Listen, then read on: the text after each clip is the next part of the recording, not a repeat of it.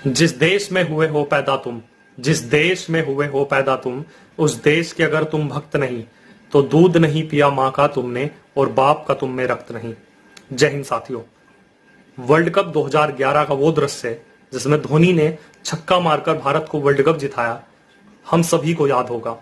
शायद ही कोई भारतीय हो जो उस दृश्य को देखकर भारत को विश्व विजेता बनता देख खुश ना हुआ हो। हम सभी ने उस जीत को अपनी जीत मान खुशी मनाई।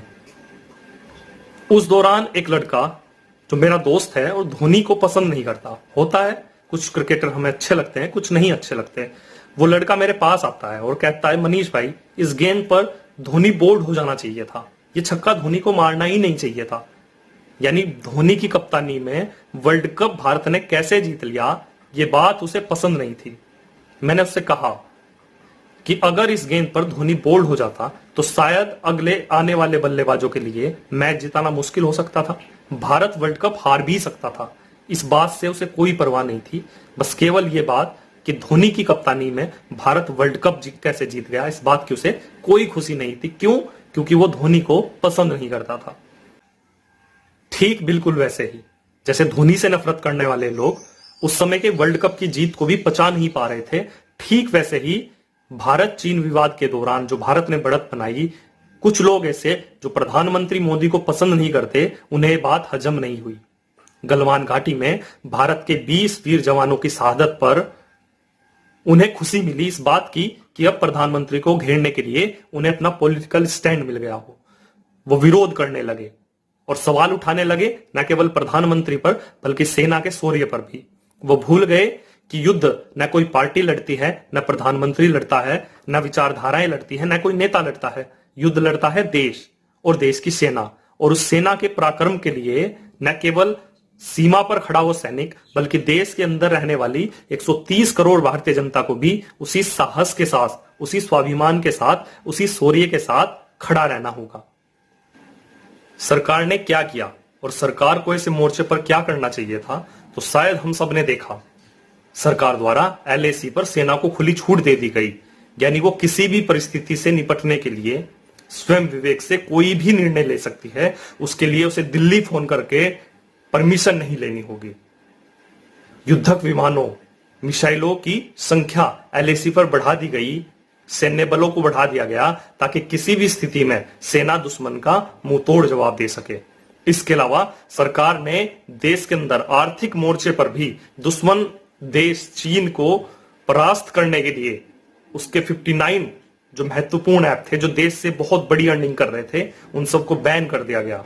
साथ ही 5G नेटवर्क में जो चीनी कंपनियों के साथ कॉन्ट्रैक्ट था, उसे रद्द करने के लिए सरकार ने कदम उठाया।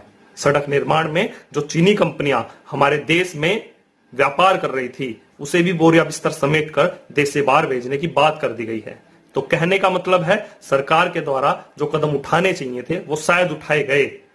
और सबसे बड़ी बात, देश के प्रधानमंत्री ऐसी परिस्थिति में अपने वीर सैनिकों का साहस बढ़ाने के लिए, उनके पराक्रम को प्रणाम करने के लिए स्वयं एक ऐसे दुर्गम स्थान पर जाकर उन्हें शाबाशी देकर आए जहां तक जनसामान्य के लिए पहुंचना बहुत ही मुश्किल है। आप नमन करिए प्रधानमंत्री की जीवटता को। कुछ लोग परमानेंट असंतुष्ट होते हैं, जिन्हें कभी संतुष्टि मिलती ही नहीं। पिछली सर्जिकल स्ट्राइक पर सवाल उठाने वाले लोग आज पूछ रहे थे, ट्वीट कर रहे थे, क्या चीन के साथ सर्जिकल स्ट्राइक अलाउ नहीं है क्या? सरकार कुछ क्यों नहीं करती? ये कहने वाले जब सरकार ने चीनी ऐप्स को बंद कर दिया तो कहने लगे कि मैप की लड़ाई ऐप से कैसे लड़ रहे हैं। जब चीनी कंपनियों को कॉन्ट्रैक्ट रद्द कर दिए गए तो उन्हें लगा कि अब देश में बेरोजगारी बढ़ जाएगी।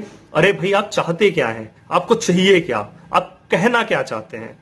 विरोध करते करते क्यों ऐसी नीचता पर उतर आए हैं? मैं बिल्कुल कहता हूं, आप मोदी भक्त हो या ना हो, लेकिन देशभक्त बने। आप खूब विरोध करिए सरकार का। स्वस्थ लोकतंत्र में एक मजबूत विपक्ष का होना आवश्यक है, लेकिन जहां सवाल देश की अस्मिता, एकता, अखंडता और संप्रभुता का हो। मैंने अपने उदाहरण में पहले ही बताया है, धोनी को पसंद ना करने वाला एक लड़का भारत की वर्ल्ड कप की जीत को नहीं पचा पा रहा, वो छोटी बात है इसके सामने। यहां देश की बात है। आप क्यों देश की जीत को पचा नहीं पा रहे? केवल इसलिए कि मोदी प्रधानमंत्री है, इसका श्रेय मोदी को मिलेगा? नहीं, इसका श्रेय देश को मिलेगा, देश की सेना को मिलेगा। और अंत में बस इतना ही कहना चाहूंगा कि युद्ध दो मोर्चों पर लड़ा जाता है। एक सीमाओं पर, जहां हमारे परम पराक्रमी सैनिक हर परिस्थिति से निपटने के लिए तैयार हैं। दूसरा युद्ध होता है देश के अंदर, दुश्मन देश के एजेंट जहां देश तोड़ने की बात करते हैं, तो वहां हम सब की यह नैतिक जिम्मेदारी रहती है कि कैसे देश को बचाया जाए, कैसे देश को दुश्मन ताकतों से मुक्त कराया जाए। इस जिम्मेदारी को निभाने का हम सब का कर्तव्य है। इस वीडियो को बनाने का उद्देश्य ही यही है। फिल्म बाहुबली का वो मृत्यु मृत्यु दृश्य हम सबको याद होगा। कालके की सेना से बढ़त बनता देख, जब बाहुबली की सेना मृत्यु मृत्यु क्या भागने लगी, तब बाहुबली आता है और कहता है, क्या है मृत्यु? उस मृत्यु को मारकर अमर होने जा रहा हूं मैं। मेरे साथ मरेगा कौन? मेरे साथ चलेगा कौन? उस मृत्यु को मारकर मेरे साथ अमर होगा कौन? आज देश की सेना बाहुबली के रूप में कह रही है कि उस मृत्यु को मारकर अमर होगा कौन। आज देश की जनता को यह कहना ही होगा, मैं। हम सब तैयार है, एक देश के रूप में, एक राष्ट्र के रूप में। बहुत बहुत धन्यवाद। जय हिंद।